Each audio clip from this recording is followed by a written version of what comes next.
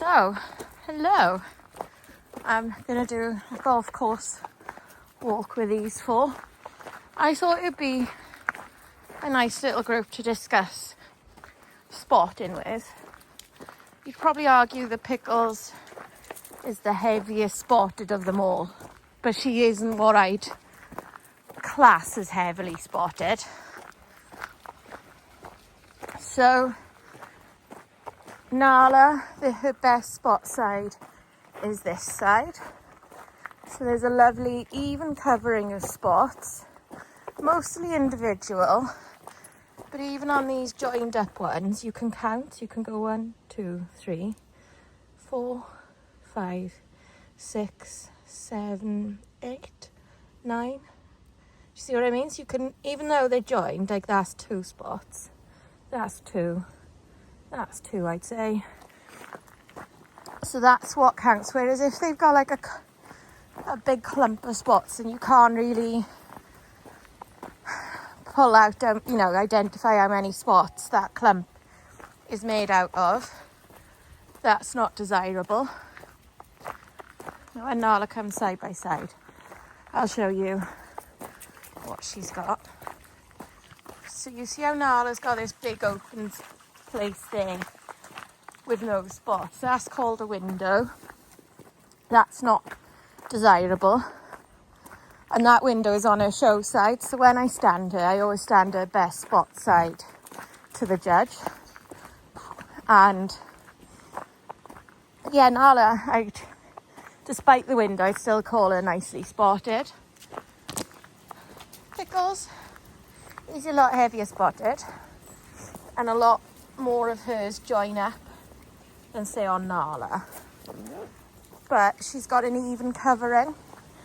So an even covering is always important. So I'd say that all four, these 3 dogs in front, Pumbaa, Pickles and Coco Pop, are evenly covered. Nala is, other than the window. But they could be evenly covered but lightly spotted, and that's still good. They could be evenly covered but heavily spotted, and that's still okay. And then they can have tick-in and secondary spotting. That's undesirable, so the less of that they have, the better. But when you first purchase a puppy, I have seen puppies with some tick-in and secondary spotting at like 6, 7 weeks old. But not all of them will show it or develop it at that age. So sometimes you just gotta kind of hope for the best. Are we all going up there? Come on then, I'll come up there with you, Nala.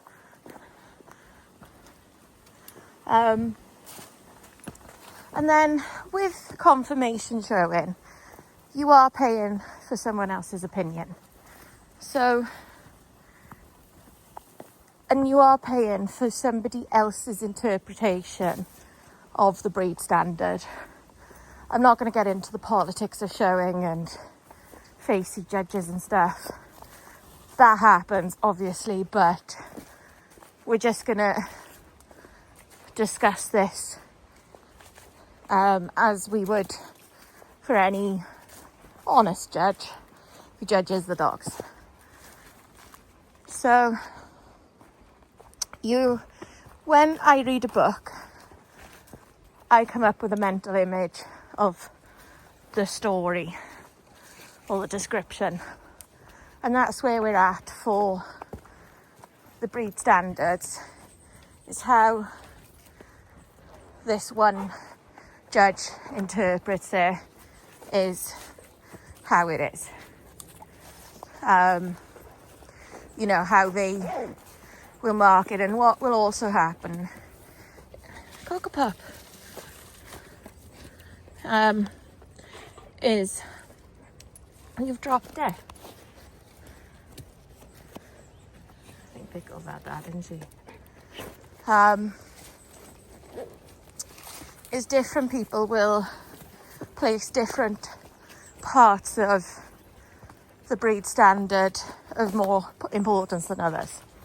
So like if I were to judge, spotting wouldn't be of the utmost importance. It's still important because if ever you ask somebody to describe a Dalmatian, they'll say a spotted dog. You know, any lay person would go, it's a dog with spots. So they've got to have spots to have their most identifiable breed characteristic. But it's not the most important thing. I think for me, feet and leg. I don't know, feet, there's multitude of factors with feet. Like, are they straight? Do they toe in? Do they toe out? Are they hare-footed? Are they cat-footed? By the way, their feet should be straight. They shouldn't toe in or out. And they should be cat-like feet, which is nice, tight feet. So, and I think that probably comes from horses, because the old saying, no foot, no horse. Movement is important, but they can't move correctly if they're not built correctly. So the build will come into it. And then I'd probably say like angulation. Got to be balanced in their angulation. So, but another judge might, sorry, phone ran out of storage. So yeah, another judge might place angulation, if they place movement, say they place movement above all else. So the dog's what they interpret the best mover in the class, and that's the dog that will win under them. So it might be a dog that's better built, but doesn't move as well as another dog. So that's how they sort of will arrange those dogs, if you like. This tree wasn't down last time I came this way. Quite awkward. Yeah, the rest of the path is fine. Come on then, banana.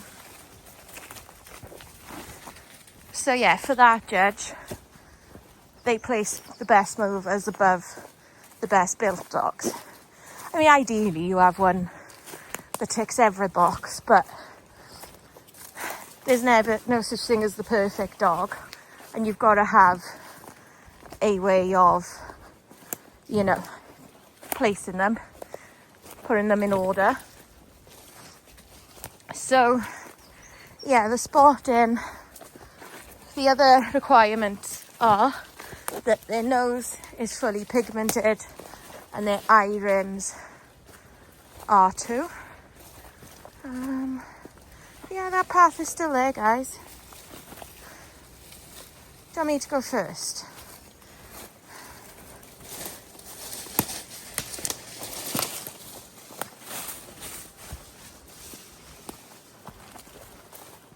This way.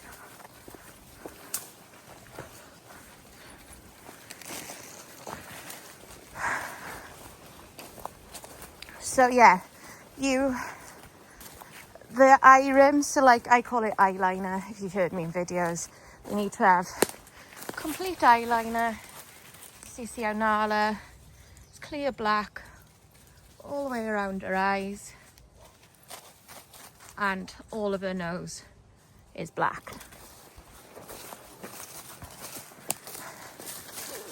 And sometimes puppies won't have complete nose pigment when you pick them up, but depending on where the nose pigment is, kind of depends on how likely you are to get them to finish. Right guys, come on, what have I got?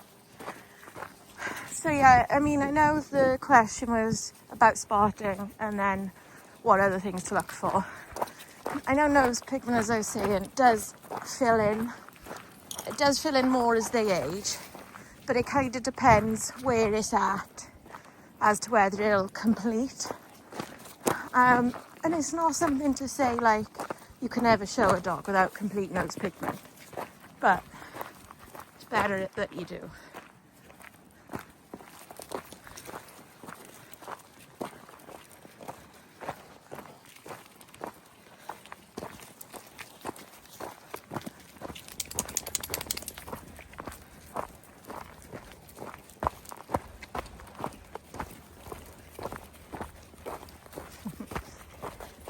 So, and I know what other things they look for is the next part of the question.